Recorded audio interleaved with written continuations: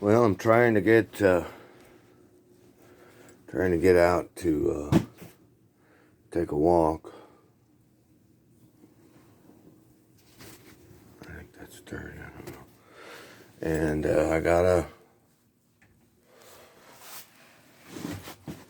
get ready to go do that here in a second. And but I gotta rest my feet. It's still really kind of cold outside. I still gotta wear my ski outfit. I've been on my feet for a couple hours getting ready and getting my coffee going, and they're really sensitive because all the little muscles in them, and they never get a break on their own because there's so much pressure on them all the time.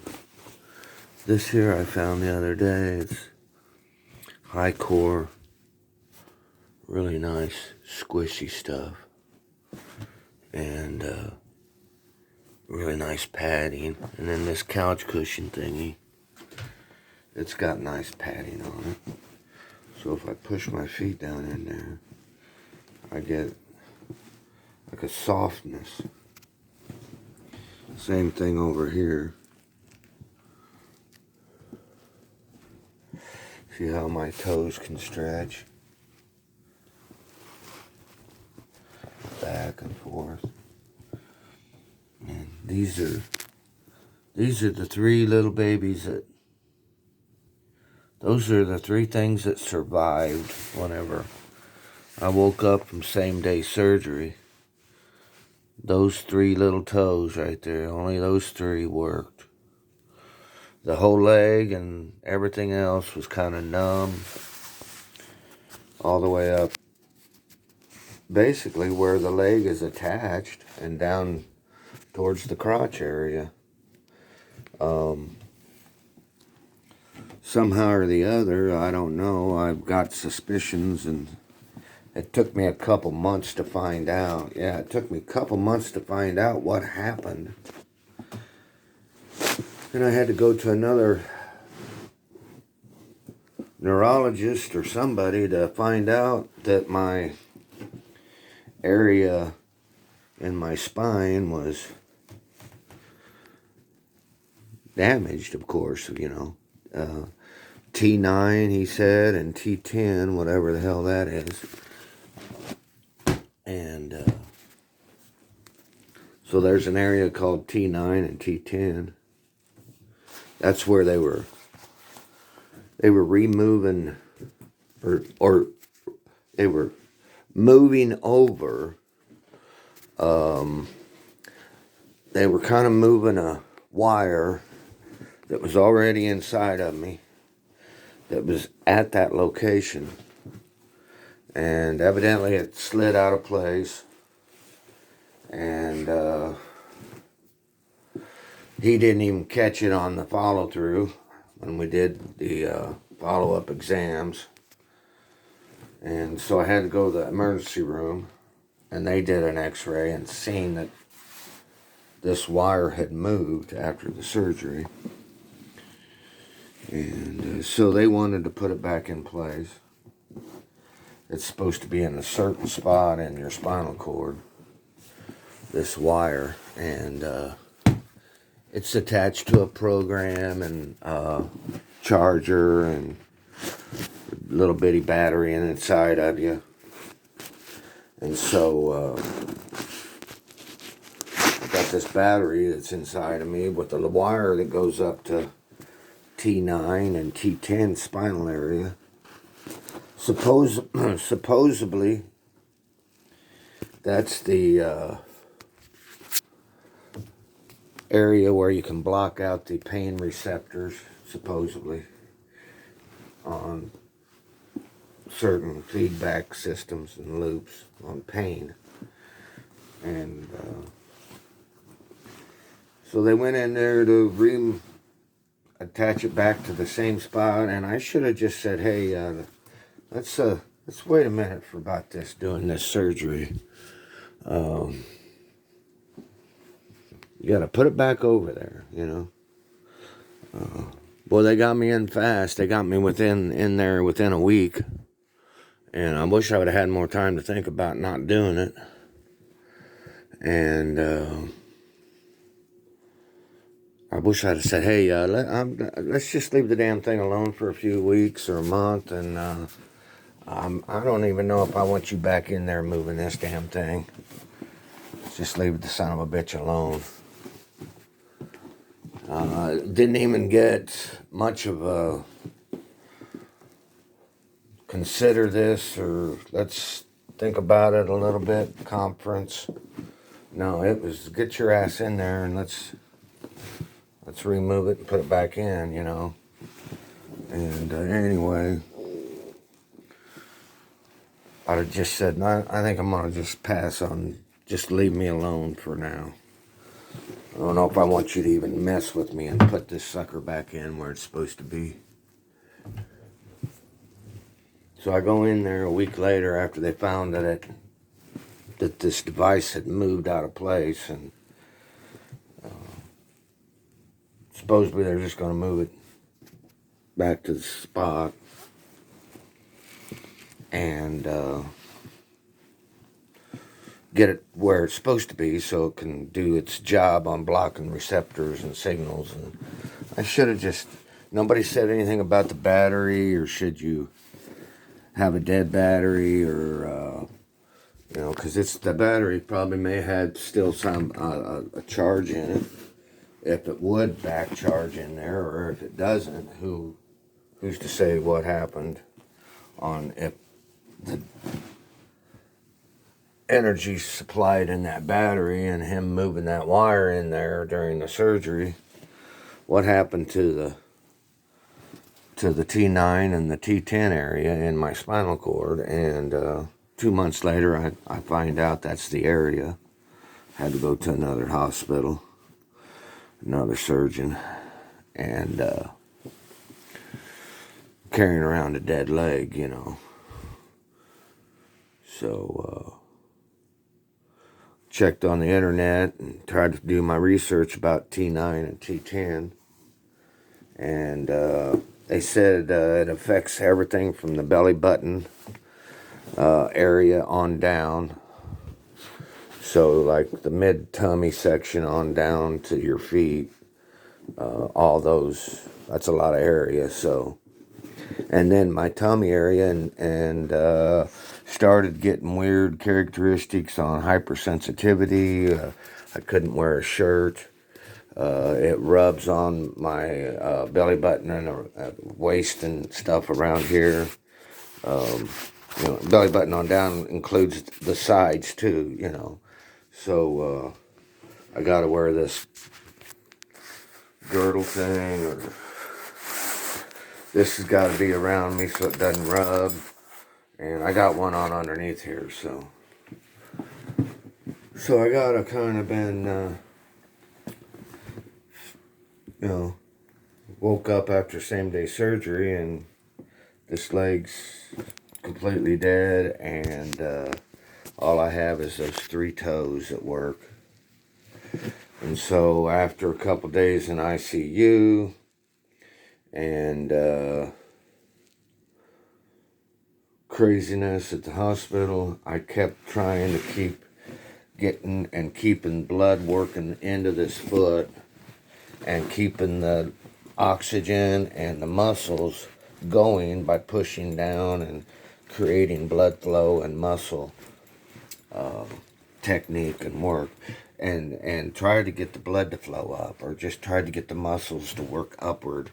And it was able to do, I was able to kind of get pressurized the foot, to get it pressurized with blood flow and muscle thing, and it would come up to almost my ankles, and I could kind of feel feedback through my muscles, and should have been getting therapy immediately on keeping that working and circulating and working those little muscles. And no, I was confined to the bed, and they were getting pissed off because I was getting out of bed and working my foot. You know, here's the only leg that I got, and all I got is 3 toes. And I want to keep the blood going to them, and I want to keep these muscles going.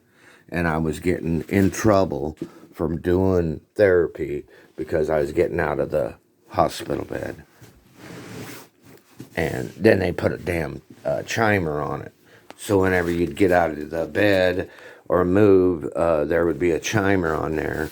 And they'd come in there and tell you to get back in bed. And they use that as a device for, if you want to call it, torture. It was like fucking torture. Pardon, there's my F word, but it was like torture. And if you've ever been tortured, those kind of words you have to use, and you get frustrated when you think about it.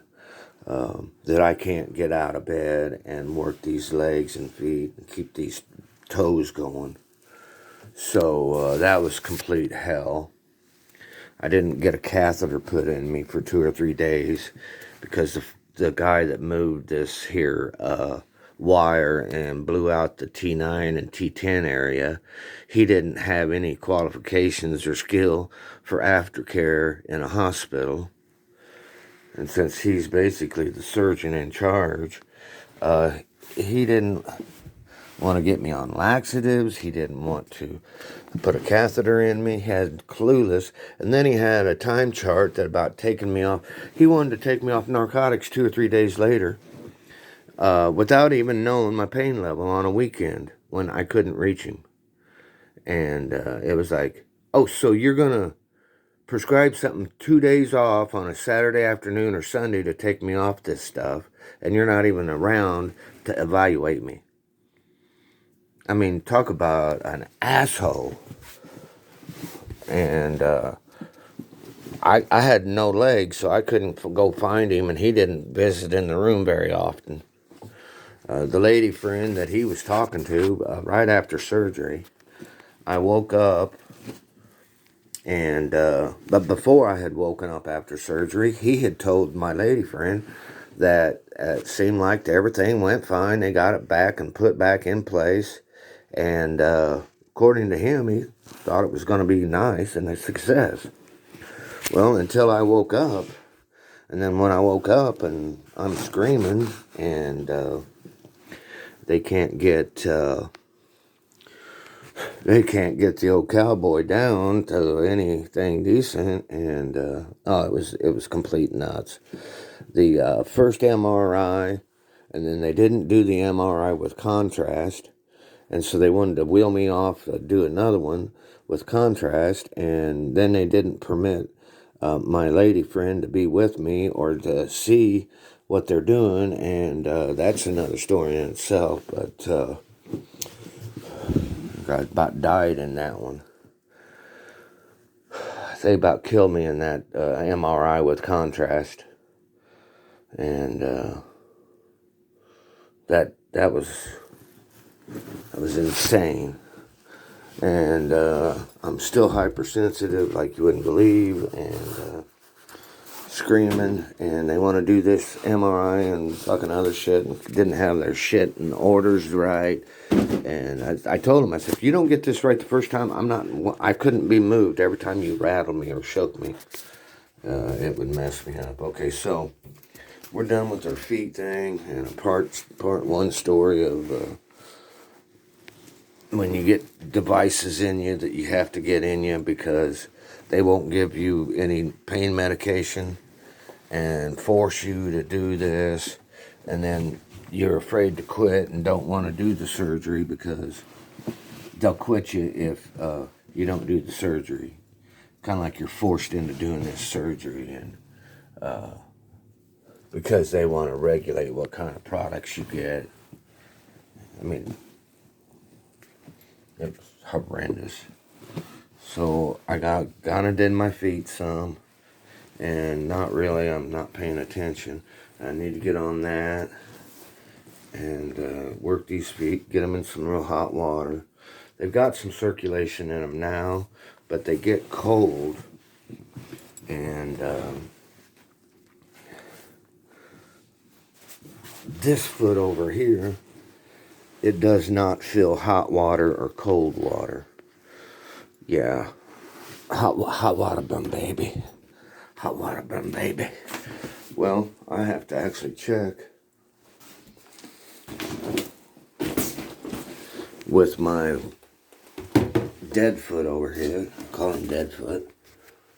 If that water's hot, I get to check the hot and cold water with that foot. And then I know if this foot can be put in it. So I usually keep me one of these here so I can test the water, and I can get into the bathtub and know that this foot's not gonna. If I put this foot in it, I can't tell the difference between ice cold water and scalding hot water. I still have feeling. I mean, I can feel that, but it doesn't do temperature. It's great in cold swimming pools, but when you get up to the crotch area, and I have the sensation then again. Like I said, it's t9t10 area, chest down, and I've got other symptoms besides this leg. It's like a sea biscuit, or not sea biscuit. It's like a Groundhog Day. Every day you wake up and you can sleep good on it. For some reason, it just wants to die, and you can sleep good on it. But then if I prop myself up and lean different ways, so I'm hanging on to the side of this and stretching. Actually, I ought to put some heat onto my legs with some hot water and use baby oil. Have to use baby oil and rub the legs with that, and pamper them. And just before I can go out and sit like I can walk out with a walker, a stroller thing. Oh yeah, he'd walk with the stroller. Well, it takes 3 hours just to get out there and do a decent walk. And okay, so you get those little piggy toes. I actually had some feeling in these toes last night or the night before, like more than just what normal things feel like. I think maybe, now look at that. I don't exercise my feet and I could do that in bed where I practice squinching them up and then spreading them and moving them. I need to maybe do that as an exercise. I don't have anybody helping me with therapy. I mean, I can go to a place or go to this place and they want to do they've taught me. I mean, I go and have had therapy, but this is a everyday kind of 1 minute by the next kind of, what can I do next, I mean, I got these things hung up here.